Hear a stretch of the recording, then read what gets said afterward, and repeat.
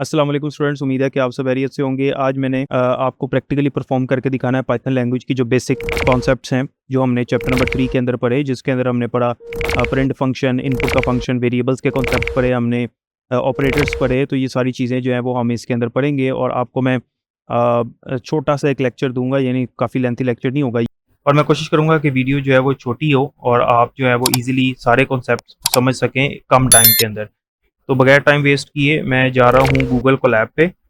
Google Colab आपको पता है कि ये किस लिए इस्तेमाल होता है। मैंने आपको जब पाइथन को इंस्टॉल करने का तरीका बताया था तब मैंने आपको इसके बारे में बताया था। वो वीडियो आपने देखी होगी, नहीं देखी तो वो ज़रूर देखें, आपको पता चलेगा कि ये है क्या। इसके अंदर हम पाइथन का प्रोग्राम लिखते हैं, तो ये एक ऑनलाइन इंटरप्रेटर है। पाईचार्म भी मैंने आपको करके दिखाया था जो कि हमारे कंप्यूटर के अंदर इंस्टॉल होता है।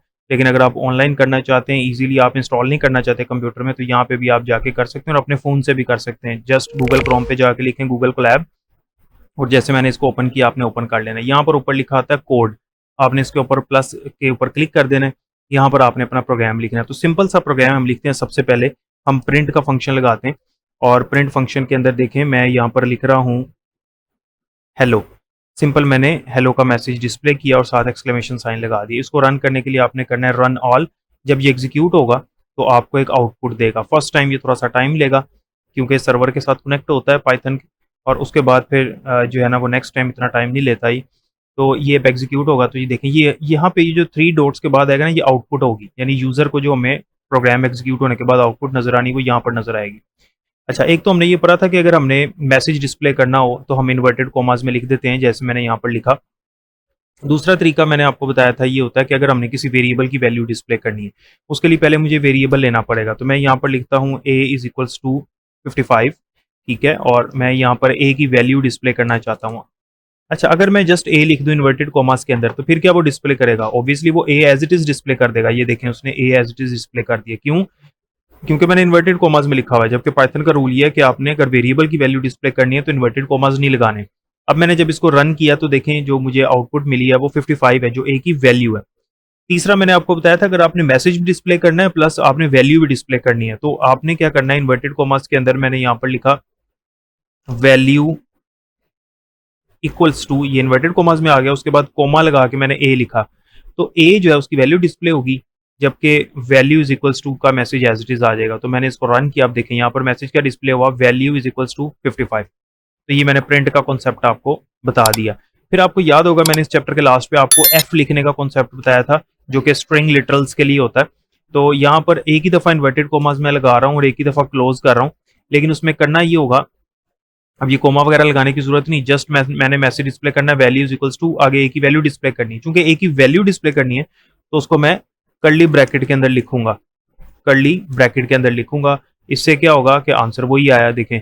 तो वो तरीका भी है और ये तरीका भी है। मैंने प्रीवियस वीडियो में आपको वो दिखाया था ना कि हम किस तरह से एक्सप्रेशन जो है उसको लिखते हैं। इसके अंदर एक्सप्रेशन वाली एग्जांपल थी और एक्सप्रेशन कैसे सॉल्व होता है। ये मैं यहाँ पर आपको ये वाला एक्सप्रेशन लिख के दिखाता हूँ। ये जो इसने यहाँ पर लिखा हुआ 3 + 2 × 5, तो मैं यहाँ पर ए वेरिएबल खत्म कर देता हूँ क्योंकि इसकी जरूरत नहीं है, एफ उसी तरह से रहने देता हूँ।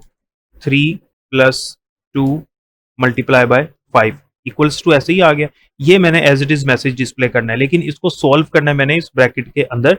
मैं लिखूंगा जो मैंने सॉल्व करके आंसर देखना है, 3 + 2 × 5। अब मैं इसको रन करता हूं। अब ये देखें 3 + 2 × 5 इक्वल्स टू, इतना message as it is display हो गया क्योंकि ये इन्वर्टेड कॉमर्स के अंदर है और कर्ली ब्रैकेट के अंदर नहीं है, जबकि जो कर्ली ब्रैकेट के अंदर एक्सप्रेशन था वो सोल्व हुआ। अच्छा, ये 13 कैसे आंसर आया? पहले जो है वो मल्टीप्लीकेशन सोल्व हुआ, पहले मल्टीप्लीकेशन सोल्व होगा क्योंकि आपको पता है कि according to the precedence multiplication की प्रायोरिटी हाई होती है। तो 5 × 2 10 हो गया, प्लस बाद में होगा 10 में 3 प्लस किया तो 13 हो गया। लेकिन अगर मैं ब्रैकेट लगा देता हूँ तो ब्रैकेट की प्रायोरिटी सबसे ज्यादा होती है, तो पहले ब्रैकेट सोल्व होगी। ठीक है, यहाँ पे मैसेज डिस्प्ले करने के लिए मैं ब्रैकेट लगाता हूँ। ये जस्ट मैसेज है, ना भी लिखूँ तो कोई मसला नहीं। तो रन ऑल करता हूँ। अब ये देखें, अब आंसर 25 हो गया, पहले 13 आ रहा था। क्यों? क्योंकि पहले ब्रैकेट सोल्व हो रही है। पहले 2 + 3 होगा 5 और 5 × 5 25 हो गया। तो ये मैंने आपको अभी तक जो प्रैक्टिकल में कॉन्सेप्ट दिया वो प्रिंट के फंक्शन का कॉन्सेप्ट दे दिया जो हमने पढ़ा था पहले। यहाँ पर इनपुट आउटपुट के अंदर ये हमने प्रिंट का फंक्शन पढ़ा था। आउटपुट फंक्शन जो होता है हमारा प्रिंट, इसका मैंने कॉन्सेप्ट दे दिया। इसके अंदर जो कुछ हमने देखा था वो पढ़ लिया और उसके बाद मैंने आपको ऑपरेटर प्रेसिडेंस के बारे में भी बता दिया। अब हम इनपुट फंक्शन पढ़ते हैं और वेरिएबल की फिर डाटा टाइप्स का भी कॉन्सेप्ट देखते हैं प्रैक्टिकली। तो इसमें मैं सबसे पहले जो है वो एक वेरिएबल लेता हूँ नम के नाम से, नम इक्वल्स टू, आगे मैंने लिखा इनपुट और ब्रैकेट के अंदर मैंने उसको कहा कि एंटर एनी नंबर। ठीक है, एंटर एनी नंबर, यूजर से नंबर लिया और वो नंबर किस में स्टोर होगा, नम के अंदर जाके स्टोर होगा। अच्छा, उसके बाद मैंने एक और वेरिएबल लिया रिजल्ट के नाम से, result equals to num multiply by num, यानी मैंने इस नंबर का स्क्वायर किया। स्क्वायर ऐसे ही लेते हैं ना, एक नंबर को उसी के साथ मल्टीप्लाई कर देते हैं, तो जो नंबर यूजर ने एंटर किया वो नम में जाएगा और उसका मैंने स्क्वायर लिया। ठीक है, अब यहां पर प्रिंट के अंदर मैं लिख रहा हूं जो मैसेज मैंने एज इट इज डिस्प्ले करना है वो मैं ऐसे लिख दूंगा, मैं ऐसे लिखूंगा स्क्वायर इक्वल्स टू, ठीक है, और ब्रैकेट के अंदर हम फिर वो लिखते हैं जिसको हमने सोल्व करना है या जिसकी वैल्यू डिस्प्ले करनी। तो वैल्यू मैंने डिस्प्ले करनी है रिजल्ट की। ठीक है, अब ये ध्यान से देखिएगा, ये जो रिजल्ट है इसकी जो वैल्यू यहाँ पर आई हुई है नम मल्टीप्लाई नम के बाद वो डिस्प्ले होगी और square is equals to as it is होगा। लेकिन यहाँ पर एक आपको जो है वो देखें, पहले ये अब ये चल रहा है, ये इस स्टेटमेंट पे रुका हुआ है, आगे वो कह रहा है एंटर एनी नंबर। ये देखें मैसेज उसने डिस्प्ले किया एंटर एनी नंबर और यहाँ पे मैंने नंबर एंटर किया 4। अब यहाँ पर एरर आ गया, ये मुझे पता था एरर आना है, ये क्यों एरर आया और ये भी मैं आपको बताता हूँ। देखिए बात ये है, एरर में वो ये कह रहा है कि can not multiply sequence bye non integer type of STR. ये बात आपने याद रखनी है, बड़ी इंपॉर्टेंट है। आपकी एक्सरसाइज में प्रीवियस लेक्चर में मैंने आपको बताया था कि जब हम इनपुट के अंदर कोई भी वैल्यू लेते हैं तो बाय डिफॉल्ट वो उसको स्ट्रिंग कंसिडर करता है। तो वो ये जो नम के अंदर यूजर ने वैल्यू दी थी, क्या वैल्यू दिया यूजर ने, 4 एंटर किया, 4 को स्ट्रिंग कंसिडर करा, और स्ट्रिंग को हम आपस में मल्टीप्लाई नहीं कर सकते, स्ट्रिंग वैल्यू को मल्टीप्लाई नहीं कर सकते। इसको इंटीजर बनाने के लिए मुझे यहाँ पर बाहर इंट लिखना पड़ेगा। ये मैंने लिखा इंट, अब मैंने लगाई ब्रैकेट, और ब्रैकेट लगाने के बाद यहाँ पर भी इस ब्रैकेट को क्लोज किया। अब वो जो वैल्यू लेगा वो इंटीजर होगी, अब इंटीजर मल्टीप्लाई हो सकता है। अब देखें यहाँ पर मैंने लिखा 4, एंटर किया, अब ये आ गया square is equals to 16, square is equals to as it is आया और रिजल्ट की वैल्यू 16, क्योंकि 4 मल्टीप्लाई 4 यहाँ पर हुआ और आंसर रिजल्ट में स्टोर हुआ वो हो गया 16। ठीक है, इसका मतलब यह है कि अगर स्ट्रिंग वैल्यू नहीं है तो इंट, फ्लोट या बूल आपको लिखना पड़ेगा। अगर मैं इसको यहाँ से हटा देता हूँ और मैं यहाँ पर वेरिएबल का नाम n कर लेता हूँ, फॉर एग्जांपल नाम भी चेंज कर लेते हैं, और मैं कहता हूँ एंटर योर नेम, मैं यूजर को कहता हूँ एंटर योर नेम, अपना नाम एंटर करो भाई, और यहाँ पे मैंने स्पेस दे दी ताकि स्पेस नजर आए, और मैं उसको उसका नाम जो है वो यहाँ पर डिस्प्ले जस्ट कर देता हूँ, और मैं यहाँ पर मैसेज डिस्प्ले करता हूँ योर नेम इज, अब यहाँ पर नेम की वैल्यू डिस्प्ले करनी है आपने। ठीक है, सॉरी एन है वेरिएबल हमारा, तो एन लिख दिया मैंने। तो अब इसको रन करते हैं, अब वो कह रहा है एंटर योर नेम, तो मैं अपना नाम एंटर करता हूँ यहाँ पे अदील महबूब, इसको मैंने इसको मैंने एंटर किया। एंटर करने के बाद अब वो क्या कह रहा है, your name is Adeel Mehboob, your name is as it is आ गया और कर्ली ब्रैकेट के अंदर एन लिखा है, एन की वैल्यू डिस्प्ले हो गई अदील महबूब जो मैंने यहाँ पर एंटर की थी। अब उसने मसला नहीं किया क्योंकि बाय डिफॉल्ट वो इसको क्या समझ रहा है, स्ट्रिंग ही समझ रहा है। ठीक है, और ये जो बाहर ब्रैकेट लगाई है ये वैसे होती नहीं है सिंटेक्स के मुताबिक, लेकिन पाइथन में अगर लगा भी दें तो एरर नहीं आता। इसको हम खत्म कर देते हैं डायरेक्ट, इसको मैं दोबारा चलाता हूँ, यहाँ पर मैं अपना नाम एंटर करता हूँ और अब मैंने इसको एंटर किया तो देखें योर नेम इज दिल महबूब। तो मैंने आपको ये जो स्ट्रिंग है और फिर इंट है, डाटा टाइप्स, इसका कॉन्सेप्ट भी दे दिया, इनपुट फंक्शन का कॉन्सेप्ट भी दे दिया, प्रिंट का फंक्शन भी बता दिया, उसके अंदर जो एफ लिखते हैं उसका कॉन्सेप्ट भी दे दिया, और फिर ऑपरेटर प्रेसिडेंस के बारे में भी बता दी। तो जो हमने कॉन्सेप्ट सारे के सारे इस चैप्टर के अंदर पढ़े थे वो सारे मैंने आपको बता दिए हैं प्रैक्टिकली परफॉर्म करके कि हम इसको प्रैक्टिकली कैसे करते हैं। अब लास्ट चीज़ जो मैंने आपको लेक्चर में कहा था कि ऑपरेटर्स की जो एग्जांपल्स उसने दी हुई हैं यहाँ पर, ये मैंने आपको अपने हिसाब से आसान करके समझाई थी, तो हम यहाँ से भी देख लेते हैं कि वो एक्चुअली कर क्या रहा है। तो a is equals to 10, b is equals to 5 उसने वैल्यू लिया, तो पहले हम इसी को सॉल्व कर लेते हैं जो बुक में है। a is equals to 10, b is equals to 5, ये उसने दो वैल्यू ले ली, a को वैल्यू 10 दे दी, b को वैल्यू 5 दे दी। ठीक है, अब वो यहाँ पर कह रहा है x is equals to a, x को a की वैल्यू दे रहा है, x is equals to a। तो मैंने आपको बताया था असाइनमेंट ऑपरेटर क्या करता है, राइट साइड पे जो वेरिएबल पड़ा हुआ है उसकी वैल्यू लेफ्ट वाले वेरिएबल को जाके दे देता है। तो a की वैल्यू जो है वो हमारे पास 5 है, सॉरी 10 है, तो 10 जाके मिल जाएगा x को, और यहाँ पर वो क्या प्रिंट कर रहा है, a इज इक्वल्स टू आगे x की वैल्यू प्रिंट करेगा, तो x की वैल्यू तो वही है जो a की है। तो यहाँ से मुझे इनपुट चाहिए नहीं, मैं इसको खत्म कर देता हूँ यहाँ से, और यहाँ पर मैं लिखता हूँ a इज इक्वल्स टू, अब मैं f खत्म कर रहा हूँ, तो जब f खत्म करेंगे तो दूसरे तरीके से लिखना पड़ेगा, इन्वर्टेड कोमास के अंदर जस्ट मैसेज लिखना पड़ेगा, जैसे मैं यहाँ पर लिख रहा हूँ A is equals to inverted commas के बाद लगाऊंगा कोमा और फिर एक्स की वैल्यू यहाँ पर डिस्प्ले होगी। तो अल्टीमेटली एक्स की वही वैल्यू है जो ए की वैल्यू है। बी का इस टाइम काम कोई नहीं है, बी का कोई भी इस्तेमाल नहीं है इस प्रोग्राम के अंदर। मैंने रन ऑल किया, अब देखिए यहाँ पर मैसेज क्या डिस्प्ले हो रहा है, A is equals to 10, A is equals to as it is आया और एक्स की वैल्यू जो है वो 10, जो ए वाली वैल्यू थी वो एक्स को मिल गई। तो असाइनमेंट ऑपरेटर का कॉन्सेप्ट भी यहाँ पर क्लियर हो गया।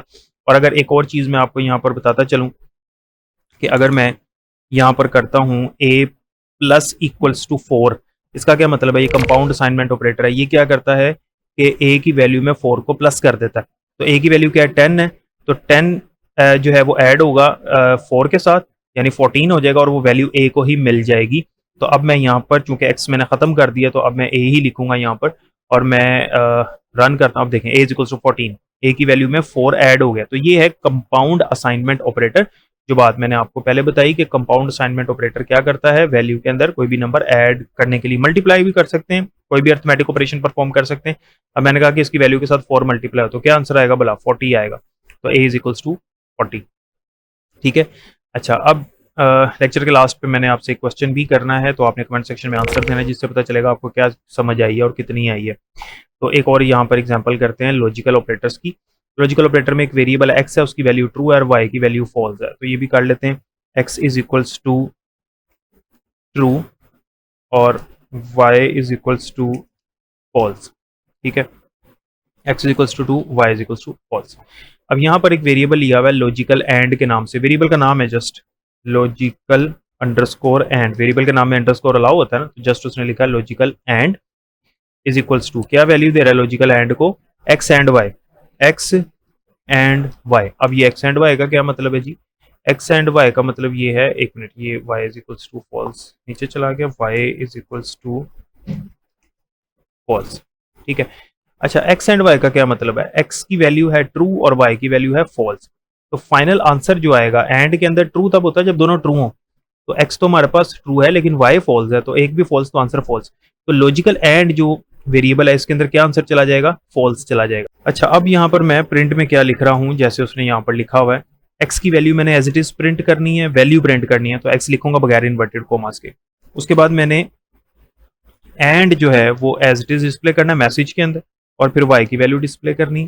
ठीक है, एक्स एंड वाई, फिर इक्वल का साइन लगाना, तो फिर दोबारा कोमा आएगा, फिर कोमा लगाकर इन्वर्टेड कोमास के अंदर इक्वल मैंने एज इट इज शो करना था। लगाने के बाद आगे वेरिएबल का नाम है logical and, logical underscore and. होगा क्या कि एक्स की वैल्यू डिस्प्ले होगी, and as it is show होगा, वाई की वैल्यू डिस्प्ले होगी, ठीक है, और फिर equal as it is display होगा, फिर लॉजिकल एंड की वैल्यू डिस्प्ले होगी जो मैंने पहले बता दी क्या आएगी, फॉल्स आएगी। तो मैं रन ऑल करता हूँ, अब ये देखें true and false is equals to false. X की वैल्यू ट्रू थी, ट्रू दिखा दिया, एंड एज इट इज दिखा दिया, मैसेज डिस्प्ले करना था ना मैंने, और अब वाई की value false as it is आ गई, इक्वल एज इट इज आ गया। लॉजिकल एंड की वैल्यू फॉल्स थी, उसकी वैल्यू डिस्प्ले हो गई। तो जो चीजें एज इट इज डिस्प्ले करनी होती है वो इन्वर्टेड कॉमास में लिखते हैं और दरमियान में कोमा लगा के इनको सेपरेट करते हैं। ये कॉन्सेप्ट भी मैंने आपको समझा दिया, true and false is equals to false. Basically ये जो एग्जांपल्स हैं इनमें उसने ये किया हुआ। तो मैंने जब आपको ये पढ़ाया था टॉपिक तो आसान अल्फाज में करके समझाया था, क्योंकि उसमें फिर मुझे ये चीज़ें बतानी पड़नी थी, लेक्चर मुश्किल हो जाना था। तो बहरहाल मैंने आपको फिर भी ये बता दिया कि जो बुक में एग्जांपल्स हैं उसने किस तरह से दी हुई हैं। तो इस चैप्टर के अंदर जितने बेसिक कॉन्सेप्ट्स थे वो सारे मैंने आपको बता दिए हैं, इनपुट, प्रिंट और सारी चीज़ें। नेक्स्ट इंशाल्लाह चैप्टर नंबर 4 स्टार्ट करेंगे। अपना ख्याल रखिएगा, अल्लाह हाफिज़।